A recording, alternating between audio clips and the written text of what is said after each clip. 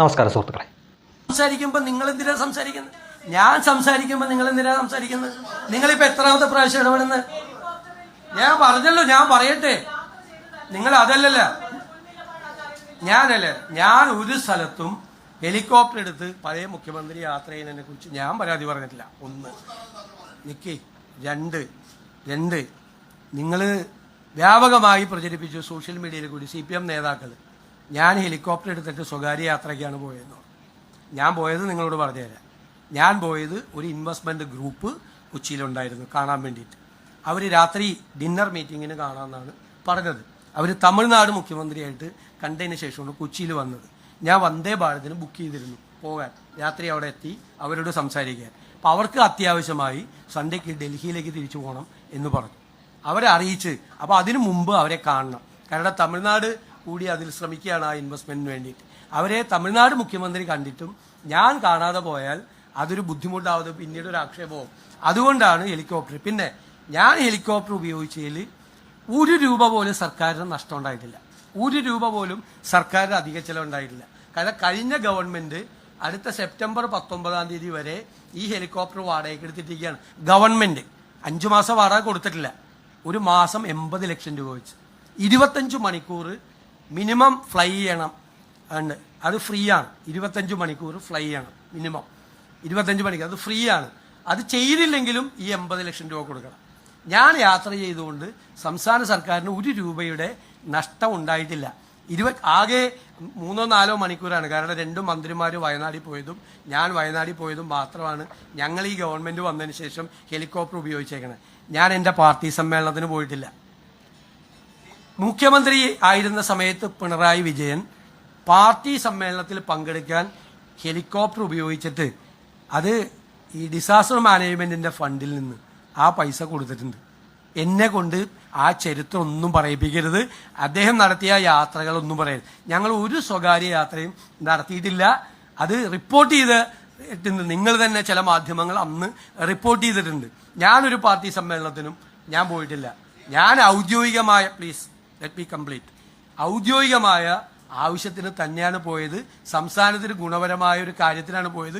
₹1 ഈ സർക്കാരിന് അതുകൊണ്ട് നഷ്ടമുണ്ടായിട്ടില്ല. ₹1 വെറുതെ വാടകയ്ക്ക് എടുത്ത് മാസം 80 ലക്ഷം രൂപ കൊടുത്ത് ഇത്തിരിക്കുന്ന സാധനമാണ് ഉപയോഗിച്ചത്. പിന്നെ നിങ്ങൾക്കറിയാലോ, മലബാറിലെ ഭക്ഷണം ഒരു കാപ്പി കുടിക്കാൻ പോയാലുള്ള സ്ഥിതി.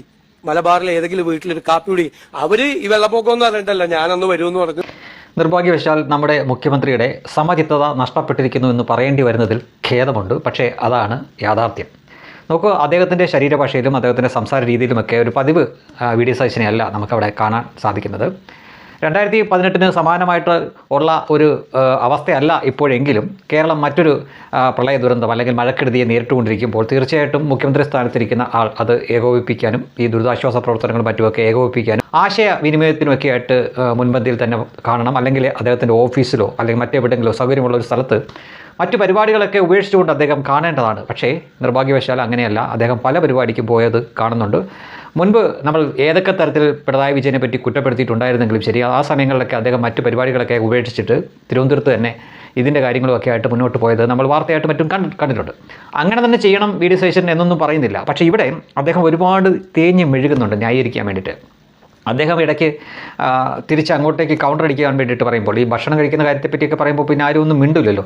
കൈകൂപ്പിക്കൊണ്ട് ഞാൻ ഭക്ഷണം കഴിച്ചതാണോ ഞാൻ ചെയ്ത തെറ്റ് എന്ന രീതിയിൽ അദ്ദേഹം ഇങ്ങനെ പറയുന്നുണ്ട്. അതും ഞാൻ രാവിലെ കഴിച്ചതിന് ശേഷം പിന്നീട് 3 മണിക്കാണ് കഴിച്ചത് എന്ന തരത്തിൽ ഇങ്ങനെ കൈകൂപ്പി പറയുന്നുണ്ട്. ഞാൻ ഭക്ഷണം കഴിച്ചുപോയി. 2018 2019 ഒക്കെ ഇങ്ങനെയുള്ള സന്ദർഭം ഉണ്ടായപ്പോൾ അന്നത്തെ മുഖ്യമന്ത്രി നിരാഹാരം ഇരിക്കുകയായിരുന്നു എന്ന് എനിക്കറിയില്ലായിരുന്നു. ഞാൻ ഭക്ഷണം കഴിച്ചുപോയി, അതൊരു തെറ്റാണെങ്കിൽ ക്ഷമിക്കുക എന്ന തരത്തിൽ അദ്ദേഹം പറയുന്നുണ്ട്.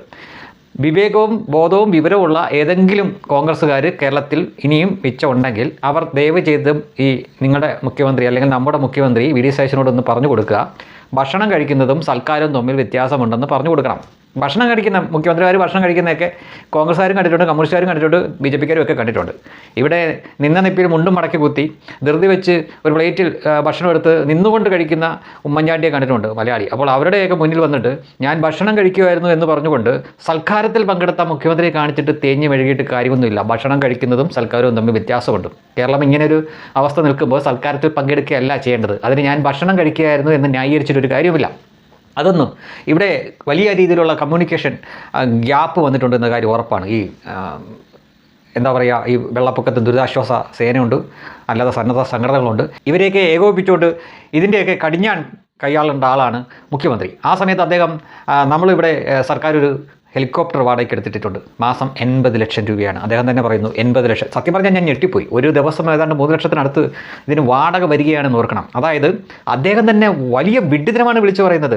25 മണിക്കൂർ ഒരു മാസം ഫ്രീ ആണെന്ന് പറയുന്നു. എങ്ങനെയാണ് അത് ഫ്രീ ആവുന്നത്? 25 മണിക്കൂറാണ് ഈ 80 ലക്ഷം രൂപ വാടകയിൽ ഒരു മാസം ഓടാവുന്നത്. അതിൽ കൂടുതലായാൽ പിന്നെ കൂടുതൽ തുക കൊടുക്കേണ്ടി വരും. അപ്പോൾ അദ്ദേഹം അതിന് പറയുന്നത് 25 മണിക്കൂർ ഫ്രീ ആണ് എന്ന തരത്തിലാണ് പറയുന്നത്. എത്ര വലിയ അബദ്ധമാണ് പറഞ്ഞു വെച്ചിരിക്കുന്നതെന്ന് നോക്കുക. ഇനി അതെല്ലാം പോട്ടെ, ഒരു വർഷം എത്ര കോടി രൂപ വാടക ഇനത്തിൽ തന്നെ ഈ ഹെലികോപ്റ്റർ കൊടുക്കുന്നു? കഴിഞ്ഞ സർക്കാരാണ് ഇത് ചെയ്തു വെച്ചെങ്കിലും അടുത്ത സെപ്റ്റംബർ ആഗസ്റ്റ് വരെ എന്തോ കിടക്കുകയാണെന്ന് അദ്ദേഹം പറയുന്നുണ്ട്. അപ്പോൾ മാസം 80 ലക്ഷം വെച്ച് കൊടുക്കുകയാണ്. ഇതിനകം തന്നെ എത്ര കോടികൾ വാടക ഇനത്തിൽ ഈ ഹെലികോപ്റ്ററിന് കൊടുത്തു കഴിഞ്ഞു. നമ്മുടെ സർക്കാർ വിചാരിച്ചിരുന്നെങ്കിൽ ഈ പണം ഒന്നിച്ച് ചിലവാക്കിയിരുന്നെങ്കിൽ 1 or 2 ഹെലികോപ്റ്റർ മേടിച്ചിടാമായിരുന്നു. എങ്കിൽ പിന്നെ ഈ മാസം 80 ലക്ഷം വെച്ച് കൊടുക്കേണ്ട ആവശ്യമൊന്നുമില്ലായിരുന്നു. അതവിടെ വെറുതെ കിടക്കുന്നുണ്ട്. വെറുതെ കൊടുത്താലും അതിന് കാശ് കൊടുക്കേണ്ടി വരും. അതുകൊണ്ട് അത് ഞാൻ ഉപയോഗിച്ചു. അദ്ദേഹത്തിൻ്റെ മേലുള്ള ആരോപണം അദ്ദേഹത്തിൻ്റെ ഭാര്യാപിതാവ് സുഖമില്ലാതെ കിടക്കുന്നു, അദ്ദേഹത്തെ കാണാൻ പോയി എന്നാണ്. പക്ഷേ അതിനെപ്പറ്റി നമ്മൾ കൂടുതലൊന്നും പറയുന്നില്ല. പക്ഷേ അദ്ദേഹം ന്യായീകരിക്കാൻ വേണ്ടി പറയുന്നത് ഒരു ഇൻവെസ്റ്റ്മെൻറ്റ് ടീമിനെ കാണാൻ ഞാൻ എറണാകുളത്ത് പോയി എന്നാണ് പറയുന്നത്. ആ ടീമിൻ്റെ പേര് അദ്ദേഹം പറയുന്നേയില്ല. അവിടെ ശ്രദ്ധിക്കണം, മുഖ്യമന്ത്രിയാണ് പറയുന്നത്. എന്തെങ്കിലും രഹസ്യാത്മക ഇടപാടാണോ ഇത്? അങ്ങനെ ചെയ്യാൻ ഒരു മുഖ്യമന്ത്രിക്ക് പറ്റില്ലല്ലോ. അപ്പോൾ ഏത് ഇൻവെസ്റ്റ്മെൻറ്റ് ടീമിനാണ് അദ്ദേഹം കാണാൻ പോയത്? ഇത് ദൃശ്യം സിനിമയിൽ പറയുന്ന പോലെ അദ്ദേഹത്തിനോടൊപ്പം ആ രഹസ്യം അങ്ങ് മണ്ണടിഞ്ഞു പോകുമോ? എന്തേ ജനങ്ങൾക്ക് അറിയണ്ടേ? അത് തമിഴ്നാട് മുഖ്യമന്ത്രിയെ കണ്ടതിന് ശേഷമാണ് അത്രേ അവരിവിടെ വന്നതെന്ന്. അവരെ കാണേണ്ടതുണ്ടായിരുന്നു. അത്യാവശ്യമായിട്ട് പോകേണ്ട വന്നതുകൊണ്ടാണ് ഞാൻ ഈ ഹെലികോപ്റ്റർ എടുത്ത് പോയത്. ഓക്കെ, ആയിക്കോട്ടെ, ഹെലികോപ്റ്റർ എടുത്ത് പോയിക്കോളൂ. പക്ഷേ ഏത് ഇൻവെസ്റ്റ്മെൻറ്റ് ടീമിൻ എന്ന് മലയാളിയോട് അല്ലെങ്കിൽ ഈ സംസ്ഥാനത്തെ ജനങ്ങളോട് പറയാനുള്ള ബാധ്യത അദ്ദേഹത്തിനുണ്ട്. അദ്ദേഹം പറയുന്നില്ല. ഇതുതന്നെയാണ് മുൻപ് പിണറായി വിജയൻ ചെയ്തുകൊണ്ടിരുന്നത്. അദ്ദേഹത്തിന് ഒരു വ്യവസായി കാണാൻ താല്പര്യമുണ്ടെന്ന് പറഞ്ഞു.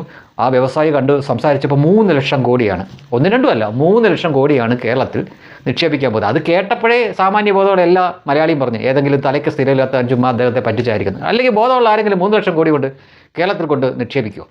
അതങ്ങനെ ഒരു തള്ളി പറിച്ചിട്ട് പോയി. അത് കഴിഞ്ഞപ്പോൾ വന്ന ആൾ അതിൻ്റെ അപ്പുറത്തെ തള്ളും കൊണ്ടുവരുന്നു. ഒരു കാര്യം ഉറപ്പാണ്, ഈ വറചട്ടിയിൽ നിന്ന് എരുതിയിലേക്ക് എന്നതിൽ അപ്പുറം മലയാളിക്ക് വലിയ വ്യത്യാസമൊന്നും വന്നിട്ടില്ല. ഇടതുപക്ഷം മാറി വലതുപക്ഷം വന്നു. പക്ഷേ കാര്യങ്ങളൊക്കെ പഴയ രീതിയിൽ തന്നെയാണ് പോകുന്നത്, അല്ലെങ്കിൽ അതിലും മോശമായ രീതിയിൽ തന്നെയാണ് പോകുന്നത്. ഇവിടെ ഞാൻ ഭക്ഷണം കഴിച്ചതാണോ ഞാൻ ചെയ്ത തെറ്റ് എന്ന് ചോദിക്കുമ്പോൾ ഞാൻ വിശപ്പിന് വേണ്ടി ഭക്ഷണം കഴിക്കുകയായിരുന്നില്ല, മറിച്ച് ഞാൻ ഒരു സൽക്കാരത്തിൽ പങ്കെടുക്കുകയായിരുന്നു എന്ന് കാണുന്ന എല്ലാവർക്കും മനസ്സിലാവും. അതിന് ആയിക്കോ, കുഴപ്പമൊന്നുമില്ല. പക്ഷേ അതിന് ഇങ്ങനെ ന്യായീകരിക്കേണ്ട കാര്യമൊന്നുമില്ല. ഇനി അടുത്തത് ഹെലികോപ്റ്ററിൻ്റെ കാര്യം. ഹെലികോപ്റ്റർ അവിടെ കിടന്നാലും കിടന്നില്ലെങ്കിലും മാസം 80 ലക്ഷം കൊടുക്കണം, അതുകൊണ്ടാണ് ഞാൻ അത് ഉപയോഗിച്ചത് എന്ന തരത്തിലാണ് പറയുന്നത്. ശരി, ആയിക്കോട്ടെ. എന്തൊക്കെ പറഞ്ഞാലും ആ കസേരയിലോട്ട് കയറി ഇരുന്ന് കഴിഞ്ഞാൽ പിന്നെ ജനങ്ങളുടെ മുഖ്യമന്ത്രിയാണ് എന്ന ആ ബോധം, ആ ധാരണ നിങ്ങളൊക്കെ തെറ്റിക്കുകയാണ്. ഇതിന് മുമ്പത്തെ മുഖ്യമന്ത്രി 40 വണ്ടിയായിട്ടാണ് സഞ്ചരിച്ചുകൊണ്ടിരുന്നത്. ഹെലികോപ്റ്റർ പോയി, അദ്ദേഹം പാർട്ടി സമ്മേളനത്തിന് പോയെന്ന് പുതിയ മുഖ്യമന്ത്രി പറയുന്നു. അദ്ദേഹം വ്യത്യാസമൊന്നുമില്ല, അദ്ദേഹത്തിൻ്റെ ഭാര്യാപിതാവിനെ കാണാൻ പോയി എന്നാണ് ആരോപണം. നമ്മൾ മമ്മൂട്ടിയുടെ കിങ് എന്ന് പറഞ്ഞ സിനിമ കാണുമ്പോൾ ഒരു നാട് കലാപത്തിൽ കത്തിയിരിഞ്ഞുകൊണ്ട് ഇരിക്കുമ്പോഴും എന്താ പറയുക, അമ്മായച്ചൻ്റെ വീടിന് കാവൽ അവിടെ പോലീസിനെ ഏൽപ്പിച്ചു എന്ന് പറയുന്ന ഒരു സീനുണ്ട് കിങ്ങിൽ. എന്ന് പറഞ്ഞ പോലെ ഒരു സംഗതിയാണ് ഇവിടെയും സംഭവിച്ചിരിക്കുന്നത്. അദ്ദേഹത്തിൻ്റെ ഭാര്യാപിതാവിനെ കാണാൻ ഹെലികോപ്റ്ററിൽ പോയി എന്നാണ് ആരോപണം. എൻ്റെ ആരോപണമല്ല, എതിരാളികൾ ആരോപിക്കുന്നതാണ്.